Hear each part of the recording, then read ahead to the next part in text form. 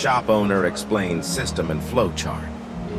So what we do here is the Mitchell estimating system.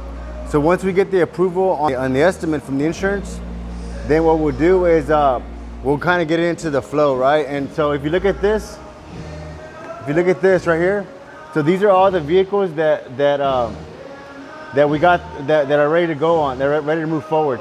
These vehicles are still in supplement process, so we have to do supplements or waiting for a reply.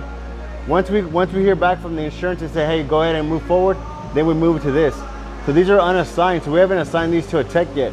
So then what we'll do from here is we'll start to get the parts ordered, start to get the work orders ordered, whatever special materials we need, we'll get everything kind of lined up. So these are kind of in the pipeline.